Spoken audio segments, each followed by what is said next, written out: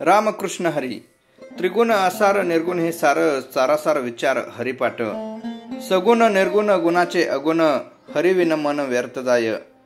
अव्यक्त निराकार नाही ज्या आकार, जेतुनी चराचर हरिसी भजे.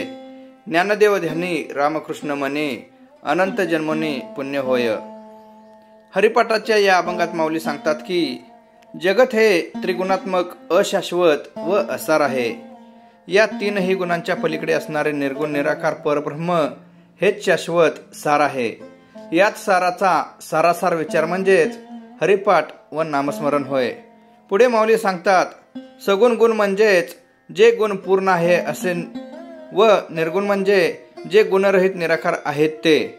म्हणजेच सगुण तेच निर्गुण व निर्गुण तेच सगुण, फक्त गुण अधिक वा उणे. कारण हरीची व्याप्ती दोन्हीतही समानत्व आहे. त्या आवडता सगुण वस्तू निर्गुण असे निश्चयाने म्हणे काही पक्ष नाही. म्हणूनच हरीच्या भगवंताच्या चिंतनात नामस्मरणात रमून जा.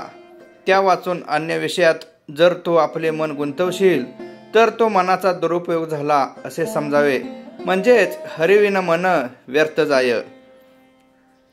जे व्यक्त नसून अमूर्त आहे, ज्याचा आकार नाही व ज्याच्यापासून चर म्हणजे चेतनायुक्त व अचर म्हणजे जड, अशा उभयवात्मक जगताची उत्पत्तीत म्हणजेच चराचरात ओतप्रत भरून राहिलेल्या भगवंताचे, त्या हरीचे तू भजन कर व नामस्मरण कर.